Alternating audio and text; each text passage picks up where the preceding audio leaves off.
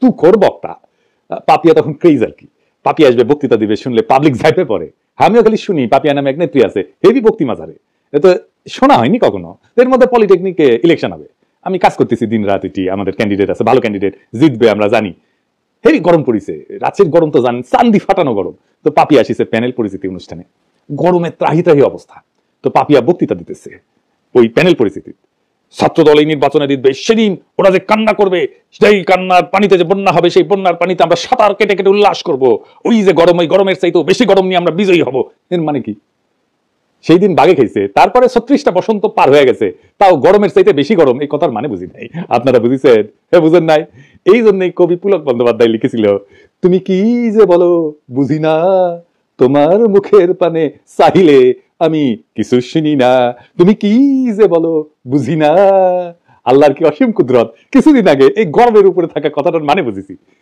এটা নাটকের ক্লিপ দেখে আপনারাও শুনেন, এই যে এটা মাশাআল্লাহ ভালো। তো যাই হোক, ক্যাবলা কোন দিকে? ক্যাবলা কি? আরে পশ্চিম এদিকে। এইরকম টেলিভিশন দেখিনি, টেলিভিশনটা একটু ছাড়ো তো। এটা টেলিভিশন না। তাহলে এটা কি? এটা জানার আপনার দরকার নাই, গরম লাগলে খবর দিন। আমি তো গরমের উপরে সব সময় আছি। পাপিয়া এখনো গরমের উপরেই আছে, বুঝছাও? তো ইলেকশনে ছাত্র দল জিতে নাই, ছাত্র ইউনিয়ন জিতেছিল, তো ভিপি সহ কয়েকটা আসনে। এখন কইতে পারেন এই হারমোনিয়াম পার্টি ছাত্র ইউনিয়ন আবার জিতেছিল ভিপি ইলেকশনে। ওই সময় মানে 90-এর ছাত্র ইউনিয়ন আলাদা ছিল। ওই সময় রাজশাহী কলেজে ছাত্র ইউনিয়নের ভিপি, পলিটেকনিকে ছাত্র ইউনিয়নের ভিপি, বিআইটিতে ছাত্র ইউনিয়নের জিএস, আর রাজশাহী মেডিকেল কলেজে ছাত্র ইউনিয়নের জিএস তো আমি ছিলাম। তো যাই হোক, পাপিয়া আবার বিএনপি হারানোর কোশিশ করছে। দেখেন প্রবাসীদের ভোট নিয়ে কি বলে। থেকে এসে কেউ যদি মেম্বার হয় সেটাকেই মানতে চায় না। আবার প্রবাসী ভোটাররা রেমিটেন্স দেয়, তো তাদের পরিবারের জন্য তারা টাকা পাঠায়, তাদের পরিবার ভিটামাটি বিক্রি করে ছেলেকে বিদেশ পাঠায়, তো সে তার দায়িত্ব আছে তার পরিবারকে টাকা পাঠানোর। তার জন্য বাংলাদেশের রাজনীতিতে অংশ দিতে হবে, ভোটার বানাতে হবে। কে বলছে? বাংলাদেশের সুখ দুঃখ একটা নিরাপদ জায়গা থেকে তারা প্রতিবাদ করে। আমাদের মতো রংপানি থেকে, রিমান্ড থেকে, লোহার রড থেকে থেতলা করা, আর পুলিশ পিটানি, আর দিনের পর দিন 40 দিন 50 দিনের থানা ওথানা করে বেঞ্চের উপর বসায় রেখে রিমান্ড কার্যকর করা, এগুলো কি প্রবাসী ভোটাররা কখনো তারা কি ভুক্তভোগী? তো ভুক্তভোগী না তো ভোটার ভুক্তভোগী হতে যাবে কেন? ভোটার অংশ হতে যাবে কেন? এগুলো মাঠ থেকে কি সুপারিশ আসে এটা তো বুঝতে হবে। বিএনপির রিজভি ভাই কইছিলেন আওয়ামী লীগে কি একটা ভদ্রলোক নাই, কিন্তু রিজভি ভাই এরকম মূর্খ আর উন্মাদকে কেন দলে রাখিছেন? ও তো রাজনীতির কিছুই বুঝে না, ওর মাথাত কেউ ঢুকেছে প্রবাসীরা বিএনপি ভোট দিবি না, আর ওই সারিন্দা বাজানো শুরু করেছে প্রবাসীদের ভোটই দিবার দিবি না, যাতে তেন বিএনপি জিতে। প্রবাসীরা জেল জুলুম সহ্য করে না, তাই ভোট দিবার পারবে না। হ্যাঁ, ওই এখনো গরমের মধ্যে আছে। আমাক কয় সকলে, দাদা ও কিছু করবেন না। কি আর কমু, ওর মাথার স্কুপ কুটি খুলে পড়েছে, ওটা খুঁজে দেয় না, ওটা খুঁজে দেওয়া লাগবে, তাহলে ঠিক হয়ে যাবে সব। বেশি গরম পড়েছে বোধ হয়। তো এর মধ্যে হয়েছে কি, চট্টগ্রামের বাঁশখালী ওই এক এনসিপি সংগঠনকে মাইটে একেবারে ফাইটে ফেলিছে বিএনপি, যে দেখেন নাম। তো এনসিপির নাসির পাটোয়ারি, ও আবার নাকি বারবি কয়, তোর বক্তব্যের জবাব সালাউদ্দিন দিছে ওই হাত তুলে, গায়ে হাত তুলে মাইরে পিঠে। আমরা কিছু কইছিলাম, আমরা ওই জুতা মারিছিল না লোকজন, মারিছে। এবার আমরা গেলাম মারবি কলে সালাউদ্দিনের লোকজন। শিবরাত্রির বডিগার্ডকে তো নিয়মিত তোষণ কইরা ওই ফোজো পাগলা আর ওই যে ইন্ডিয়ান চ্যানেলে যে দেশ বিরোধী বক্তব্য দেয় রুমিন পারানা, এবং প্রবাসীদের অপমান করে পাপিয়া, এই সমস্ত ঘটনায় আমরা এখন যদি পাপিয়াক বাম্বু দিই ক্যাঙ্কা হবে। এক নাসির পাটোয়ারি একটা রাজনৈতিক বক্তব্য দিছে, শুরু হয়ে গেল প্রকাশ্যে হামলা। চরমনাইকে সালাউদ্দিন সাহেব বলছে চরের দল, আর কয়েকটি দল সরোয়ার্দী উদ্যানে জনসভা করেছে, বলছে সংসদের নিম্ন কক্ষে অনুপাত চাই, উচ্চ কক্ষে অনুপাত চাই, অনুপাত ছাড়া নাকি বাংলাদেশে নির্বাচন হবে না। যারা এই কথা বলছে তারা একটা চরের দল, তারা কখনো একটি আসনও পায় নাই, একটা মেম্বার চেয়ারম্যানও হইতে পারে নাই। শেষ পর্যন্ত একটা সিটি কর্পোরেশনের নির্বাচনে আওয়ামী লীগের অধীনে নির্বাচনে গেছে, সেই নির্বাচন আমরা বর্জন করেছিলাম, সেখানে একটা দন্ত মোবারক শহীদ হয়ে গিয়েছে। যুদ্ধ ছাত্রদের মুখে ভাষায় দিতে চাইছিল। এগুলো কি? এই কথা বললে একেবারে স্যাট করে উঠলে হবে। 16 বছর চৌধনের উপরে থেকে সালাউদ্দিনের মতো নেতারা ছাড়া হয়ে গেছিল। কক্সবাজারের নাকে খত দিয়া বদিয়ার বাইকটা জাফরের ভয়ে রাজনীতি করেছে, ওগুলো জানি না আমরা।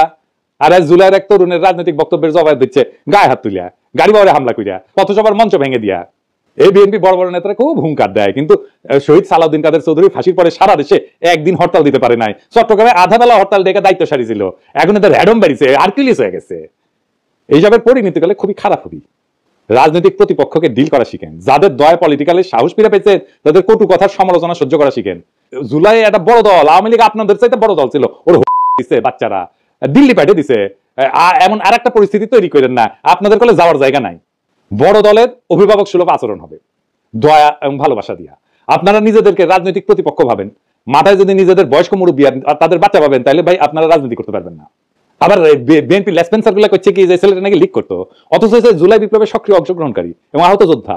গত জুলাই এসে মাথায় এবং পায়ে সলোয়ার গুলি খাইছিল এবং আহত হওয়ার পরে এই ব্যাপারটা সরকার কিন্তু যাচাই করছে, লাইভ এসে জুলাই যোদ্ধা কার্ড দেখাইছে যে দেখেন। ইতিমধ্যে একটা খবর আমরা পেলাম যে বাঁশখালী, চট্টগ্রাম বাঁশখালীতে আমাদের একজন সংগঠক এবং আমাদের নেতা একই সাথে গত জুলাই সে আহত, গুলিবিদ্ধ, তার পায়ে এবং মাথায় ছড়াগুলি সেটা সেই মানে আহত সে, এবং সে এনলিস্টেড আহত, যেটা মানে সরকার কর্তৃক যেটা জুলাই যোদ্ধা কার্ড দেওয়া হয় আর কি আহতদের জন্য। এরপরেও যদি তাকে মারা জায়েজ করার জন্য লিগার বানাইতে চান তাহলে আর কিছু বলার নাই। হ্যাঁ, আওয়ামী লীগের সাথে যে আচরণ করেছিলাম আমরা আপনাদের সাথে সেটা শুরু করব, এবং এটা করলে আপনাদের চটি বাটি গোল হয়ে যাবে, কয়ে দিলাম আগে থেকেই। আবার দেখেন বিএনপির এক যুব নেতা স্লোগান দিচ্ছে, তুমি কে আমি কে বাঙালি বাঙালি। শুনুন, তুমি কে আমি কে, সে কে সে কে, তুমি কে আমি কে, সে কে সে কে। বিএনপির আদর্শ হইতেছে বাংলাদেশী জাতীয়তাবাদ। বাঙালি জাতীয়তাবাদকে পরাজিত করে বাংলাদেশী জাতীয়তাবাদের প্রবক্তা ছিলেন শহীদ জিয়া, এবং এটা শহীদ জিয়ার অরিজিনাল আইডিয়া, কেউ কয়া দেয়নি। শহীদ জিয়ার রাজনীতিকে এরা কম্পোর্ট দিয়ে দিল, এরা বিএনপিকে আওয়ামী লীগ বানায় ফেলতেছে। সাবাস বাঘের বাচ্চা, ওই ভাবিচ্ছে যে এই করে লীগের ভোটগুলো টানবি, কিন্তু ওর যে নিজের ভোটগুলো জয় বাংলা হয়ে যাবে সেই খবর আর নাই। তো এই নয়ন সম্পর্কে শোনা যায় নাকি প্রচুর চাঁদাবাজি করেছে, জানি না। নয়ন তুমি কিছু মাইন্ড করো না, শুনিচ্ছি আর কি, সত্য মিথ্যা জানি না। তবে নয়নের কাছেও এই অনুসন্ধানী সাংবাদিক ওই চান্দা চাইছিল, এটা নয় নিজেই কইছে, শুনেন। উনি তো সেনাবাহিনীর মানে বহিষ্কৃত কর্মকর্তা, উনি সেনাবাহিনীতে চুরি করেছে, উনি মাদক এডিক্টেড, যে কারণে ওনার চাকরি চলে গিয়েছে। উনি তো আমার কাছে চাঁদা চাইছে, আমার কাছে লোক পাঠাইছে চাঁদার জন্য। নয়ন তুমি অনেক গুরু মানো, তুমি অনেক গুরু মানো, তোমার কাছে চান্দা, তোমার কাছে যদি চান্দা চায় তাহলে কি অবস্থা চিন্তা করো। যাই হোক, গতকাল জামাত মহাসমাবেশ করেছে, তো এই সমাবেশের তাৎপর্য কি মেলাজন মেলা হিসাব পত্র দিচ্ছে, আমি হিসাব নিয়ে পরে আসিছি, পরে একটা এপিসোড করবো নি যদি টাইম পাই। আসেন এমনি সমাবেশের তাৎপর্যটা বুঝে দেখি। তো ওই গতকালকে ওই যে বাঙালি জাতীয়তাবাদ এবং জয় বাংলার লোকেরা, এদের কিন্তু গভীর বেদনার দিন ছিল। তারা মুখে কিছু কয় নাই, কিন্তু আমি জানি তাদের হৃদয়ের ভিতরটা থমথম করেছিল। এবং অনেকের জন্যই যারা 1971-কে মুক্তিযুদ্ধকে এখনো অন করে, তাদের জন্য একটু অস্বস্তিকর দিনটা। কেন জানেন? যে ঢাকা রেসকোর্স ওইখানে জামাতে ইসলামী সভা করছে, যেখানে 7ই মার্চে শেখ মুজিব সোহরাওয়ার্দীর বডিগার্ড ভাষণ দিছিল, ওইটা কিন্তু তাহলে একটা নিছক সমাবেশ থাকে না, এইটা একটা রূপক অর্থে পুনর্দখল হয়ে যায়, নীরব পুনর্দখল, সাইলেন্ট রিক্লেমেশন হয়ে যায় জামাতের পক্ষ থেকে। তো সেই 7ই মার্চে যে শেখ মুজিব ওইখানে ভাষণ দিছিল, ওই দিন শেখ মুজিব কেবল একজন নেতা ছিল না, সে ছিল একটা জনরায়ের প্রতীক। বাঙালি মুসলমান নিজেদের প্রয়োজনে ভোট দিয়ে তারে মুজিব বানাইছিল, নেতা বানাইছিল। এভাবে কিন্তু নেতা বানায়, নেতা তৈরি হয় না, নেতা বানায় জনগণ বানায়। যদি মৌলানা ভাসানী 70-এর নির্বাচনে অংশ নিতেন তাহলে ইতিহাস হয়তো অন্যরকম হইতো, মুজিবের জায়গায় রেসকোর্সে দাঁড়াইতেন ভাসানী। তার মানে রেসকোর্স ময়দানের প্রতিটি জমায়েত, প্রত্যেকটা উচ্চারিত শব্দ 71 সালের এক নীরব হিসাব, 71 সালের একটা হিসাব নিকাশকে কিন্তু ছুঁয়ে যায়।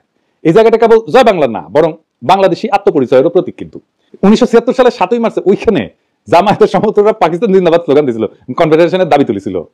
তখনও কিন্তু জামাত আনুষ্ঠানিকভাবে দল হিসেবে আত্মপ্রকাশ করেনি বাংলাদেশে।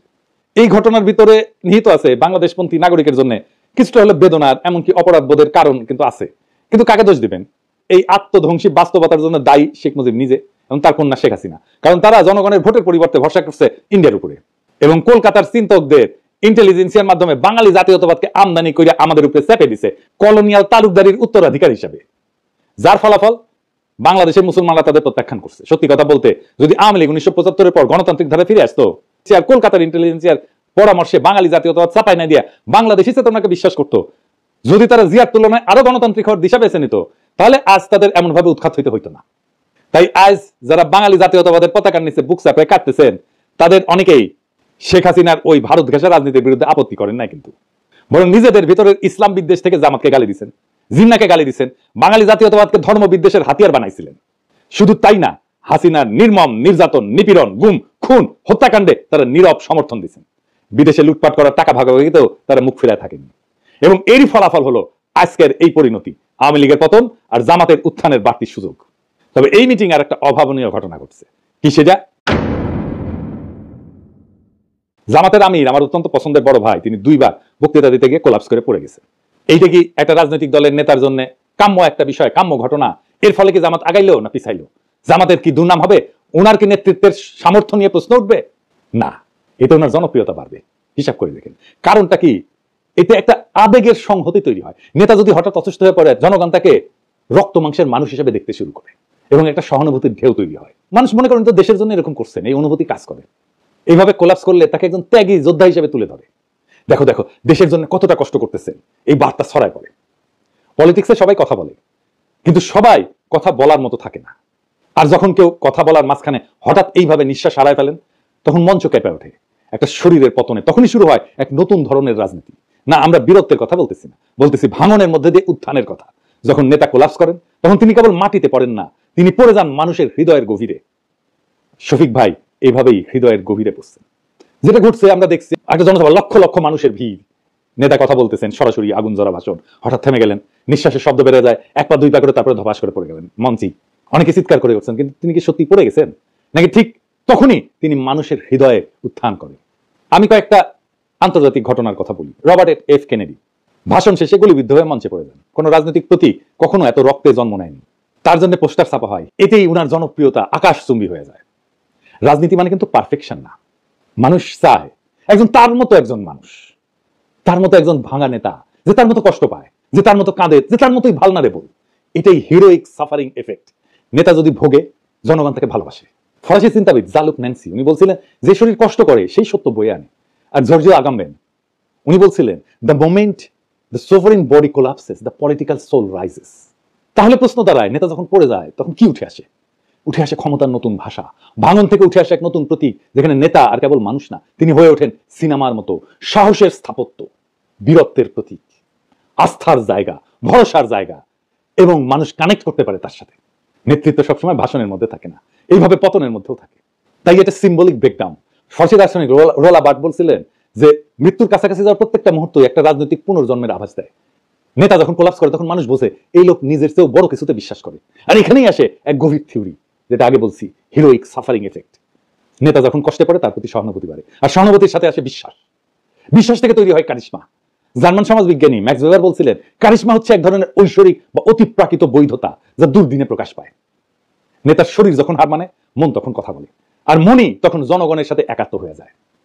সুতরাং নেতা যখন তার ভাষণের মঞ্চে পড়ে যান, তখন আমরা যদি দুঃখ করি, তাহলে কিন্তু আমরা ঘটনাটা বুঝি না। আর যদি ভাবি উনি দুর্বল হয়ে পড়ছেন, তাও ভুল। কারণ নেতা আসলে তখনই সবচেয়ে শক্তিশালী হয়ে ওঠেন, তখন তার শরীর চিত হয়ে পড়ে থাকে আর জনগণের মন তার দিকে ঝুঁকে পড়ে। রাজনীতি কেবল শব্দের খেলা না, এটা কখনো কখনো শরীর ভাঙার বিনিময়ে মন জয়ের কাহিনী। শফিক ভাই মানুষের মন জয় করে ফেলছেন। উনি মন জয় করার মতোই মানুষ, একজন অত্যন্ত উঁচু মনের মানুষ, একজন অত্যন্ত ক্যাপাবল লিডার।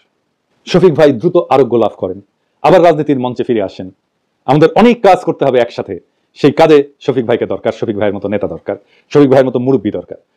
আমরা চাই আমাদের নেতা আমাদের মতোই হোক, আমাদের মতোই রক্ত মাংসের মানুষ হোক, আমাদের মতোই দুঃখ পাক, আমাদের মতোই কষ্ট পাক, আমাদের মতোই কান্না করুক, আমাদের মতোই ভালনারেবল হোক। আমাদের রাজনীতিতে সেই রকম নেতা সবাই হয়ে ওঠেন। আমরা সেই কামনা করলাম, সেই নেতারাই আগামীর বাংলাদেশ নির্মাণ করতে পারবে। সেই দিনের অপেক্ষায় আমরা থাকলাম। আমরা সেই দিন একসাথে আবার সেই বিপ্লবকে